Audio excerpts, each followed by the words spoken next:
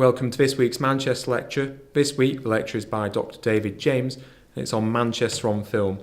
So David looks at Manchester as represented on film and also production that comes out of Manchester. So we look at films such as Taste of Honey, which is technically based in Salford, but we'll count this one as Manchester, 24-Hour Party People, and we'll look at the Mancunian Film Studios, a large producer of films out of Manchester until the mid-1950s.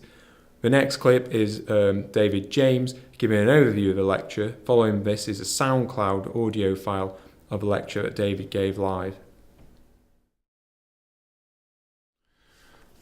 So this week we looked at Manchester on film, and really it was split into two. First aspect of this was Manchester as it appears on film, and secondly, Manchester as a producer of film. So we looked firstly at how Manchester appears on film.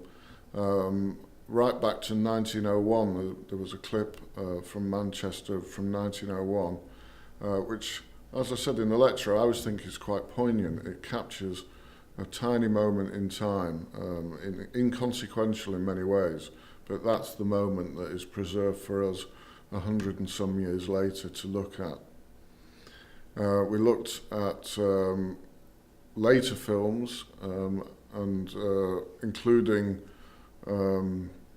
documentaries. So we looked at a film called Spare Time with Humphrey Jennings, which looked at Sheffield, Pontypridd and Manchester and how people use their spare time, and that was the film where we saw the kazoo band.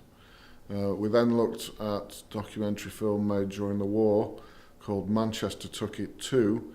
This was in reply almost to a film made by the Crown Film Unit, which was called London Can Take It, and it documents the bombing of Manchester in December 1940. And again, it's quite poignant, I think, to see Manchester, or bits of Manchester, in ruins, smoking rubble, after the bombs had hit. So we then talked briefly about the kitchen sink dramas, how it became suddenly fashionable to become northern after northernness previous to this had been pretty much a kind of sign of slowness, or to be northern was to be a comic figure. By the late 1950s, northernness had become quite trendy, or regionality generally. And so with this week's screening, A Taste of Honey, we see how this northernness and Mancunianness in a way, or as Paul said, Salford, how this becomes quite kind of interesting as a film subject. Also, we see feature films from the later 1960s, Charlie Bubbles, which documents the regeneration of Hume. The slum clearances of the 1960s leave basically just swathes of emptiness with roads between them, which is a kind of backdrop to Charlie Bubbles coming back to the place of his birth. We then document through the 1970s and into the 80s and 90s with 24-Hour Party People, which is a kind of semi-fictional account of Tony Wilson and Factory Records. So that was Manchester on film. We then looked at Manchester as a producer of film, with particular reference to two producers. One was John E. Blakely, who was the founder of Mancunian Films, which took up residence in Rusholme in an abandoned church. Blakely converted it to a film studio, and it became the biggest film studio outside the southeast of England. Blakely gave a start to a lot of northern comedians in film terms. So George Formby, who would go on in the late 1930s and into the 1940s to become the most popular British star. In fact, the most popular star in Britain for a while. Of course, once you got to that kind of proportions, Blakely, who produced films on quite a small budget, couldn't afford him. But there were plenty more comedians that he could call on, people like Sandy Powell, and most notably Frank Randall.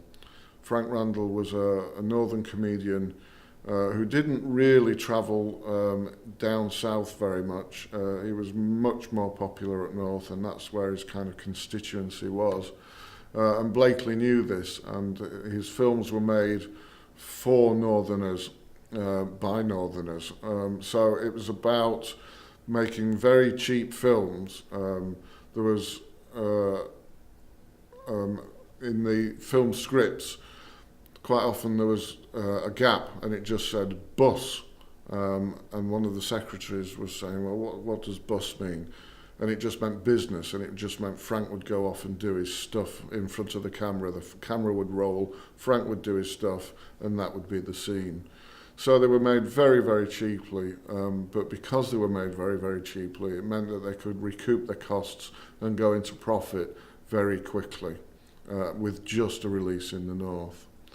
And we talked also about how this, how when the studio eventually closed in the mid-1950s, how the film technicians went on to populate the television studios, both of the BBC, which directly took over the church studios that Blakely had made, and also into the newly opened Granada studios that I opened in 1955.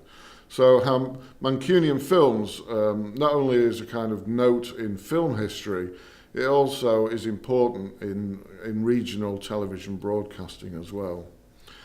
And then finally we looked at Cliff Twemlow, who was in some ways, I suppose you could say, an amateur filmmaker, although that's perhaps doing him something of a disservice in the sense that he made films for profit, for release on the home video market in the 1980s and into the 90s.